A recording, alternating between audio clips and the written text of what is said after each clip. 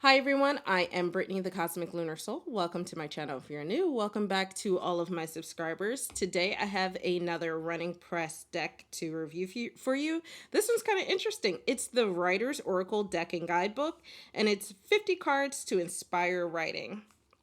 So let's crack her open.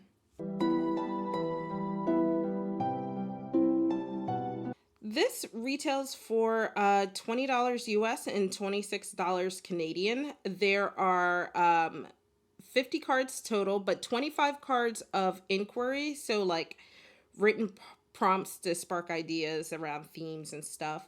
25 cards of dreaming. So, like lushly illustrated cards for visual inspiration.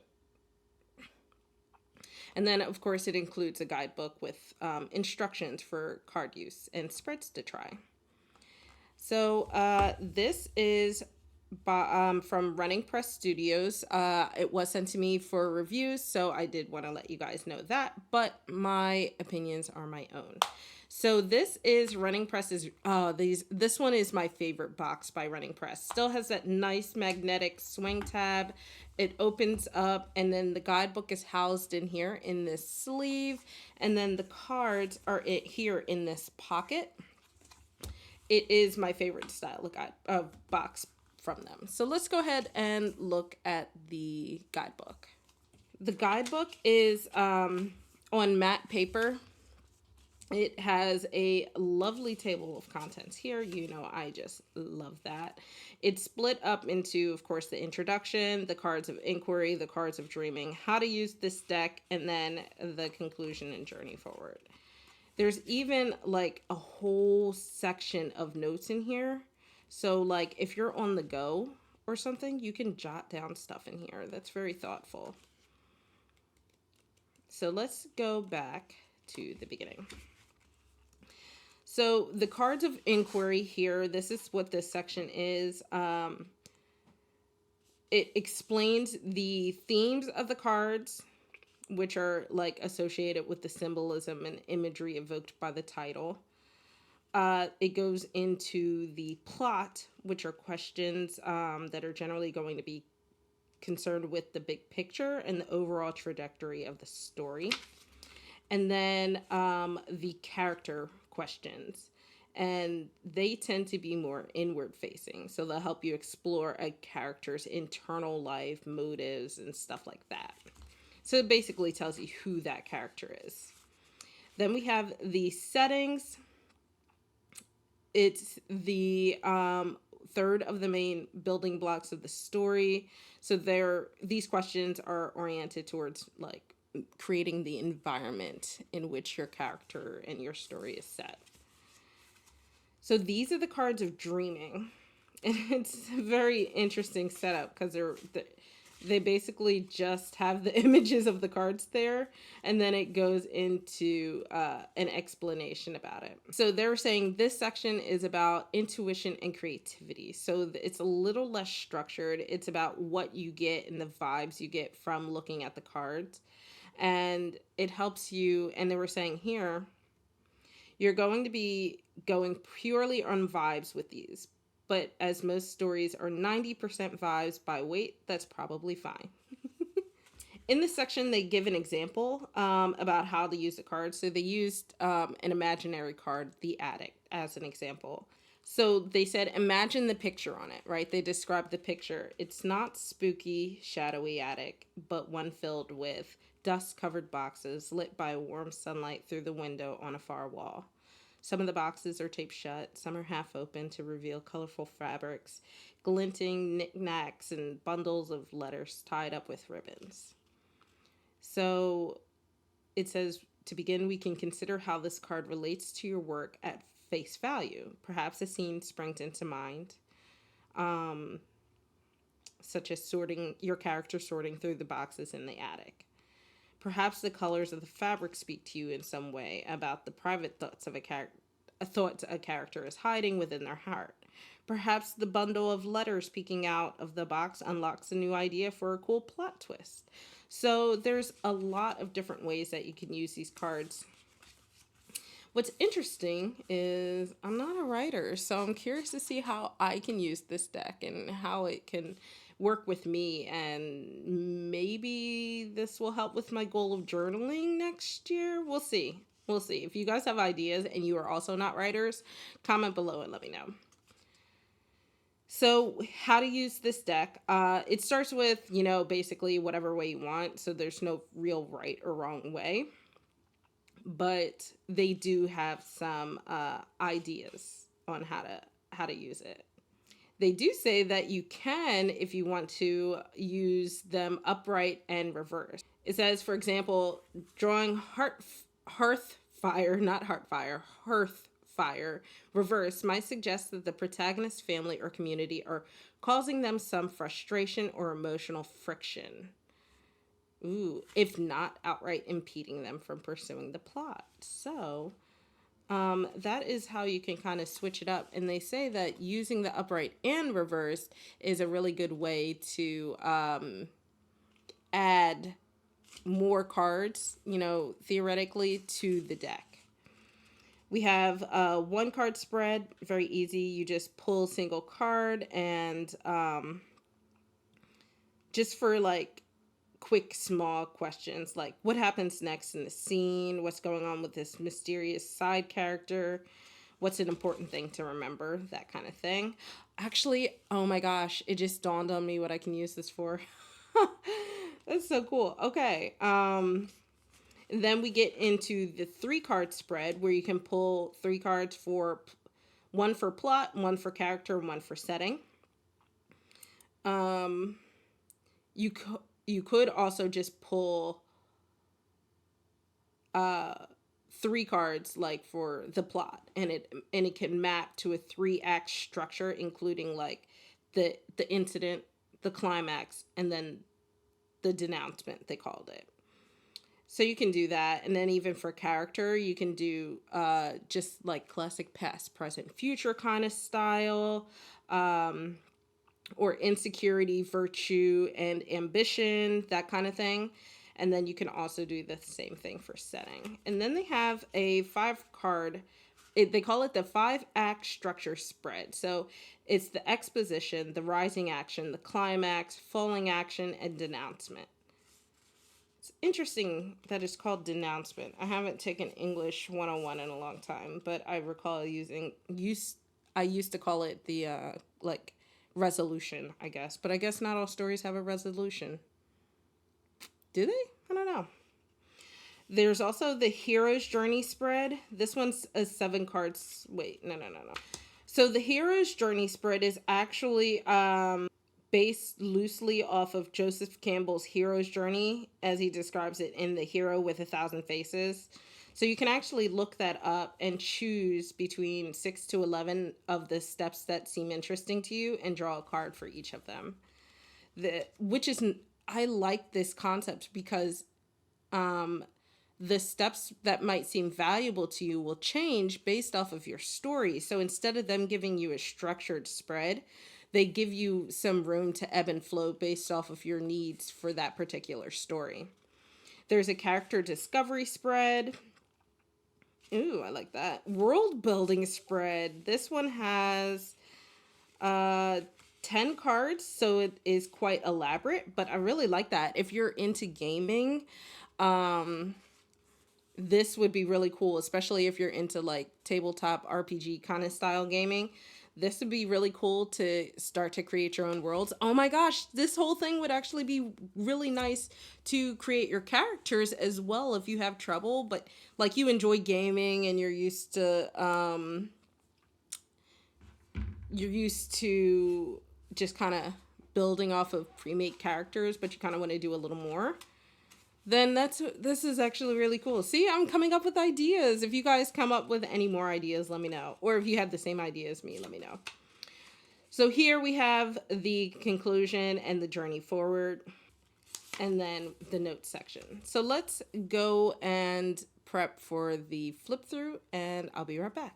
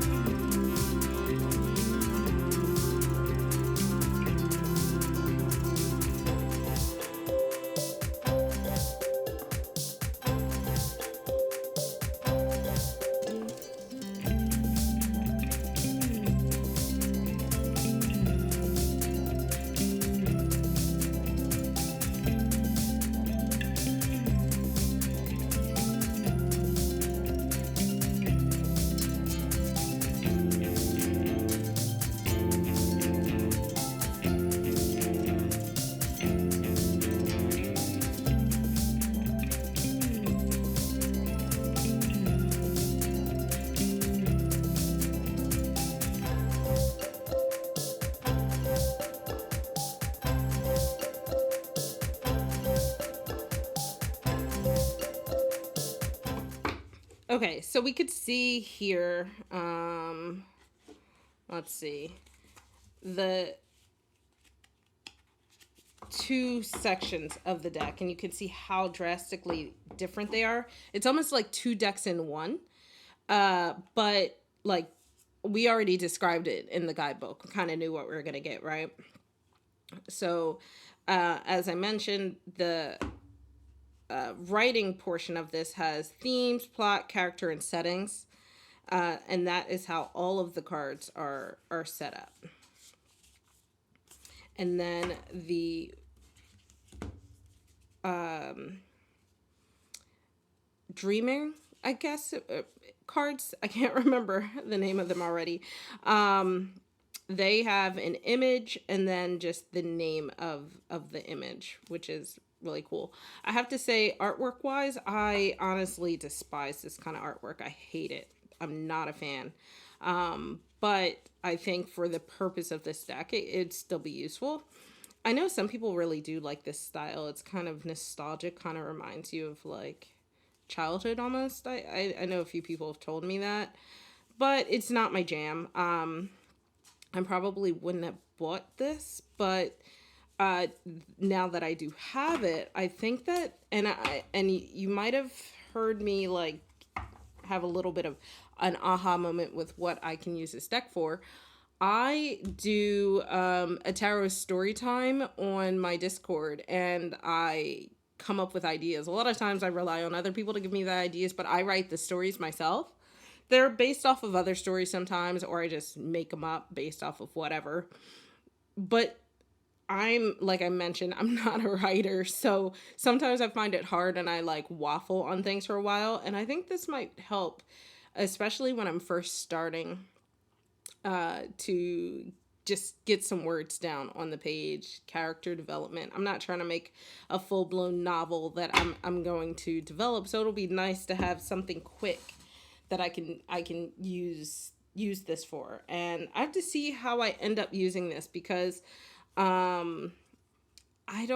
almost don't want to even shuffle this for you guys, because I don't want to mix in these two. Like, I want to be able to pull from each section of the deck. So let me just shuffle like half of it and see. The cards have this nice coated mat, so it shuffles really well. And then you know what? Let's do a shuffle and let's do a test reading, right? Where we pull from the writing portion of the cards. Let's see what we get. Ooh, Ancient Ruins. And then we have the dreaming side. Let's see. Oops. Let's see what goes with Ancient Ruins. Oh, I like that we pulled two blue cards here. So, Ancient Ruins, the theme is history, traces left behind, the passage of time, and entropy. And then the plot, it says, what is the ancient history that leads events to the point they're at now? Has anyone tried to fix the current problem, and did they leave any clues or warnings? And then character, it says, how has your character changed over time? What was the most impactful event of their early life? What was their attitude towards the private histories of others? Stuff like that. And then setting, how has your setting changed over time? What developments have been made and what has fallen into ruin? Ooh, okay. So this is the moon, and even though I see like cheese and eating being a huge prevalent portion, the thing that I think of here is kind of like the face in the moon kind of trope that's been, I think there used to be like whole artist renditions of this, right? So this makes me think of like a sort of sci-fi story that's set in the past before we have reached the moon, and people are fascinated with the concept of the face in the moon. So they are trying to find ways to study it. And then we have a character here who seems very disinterested in that, and their focus is other things. But they accidentally stumble into this mission to go to the moon to discover how the face ended up on the moon and to study it.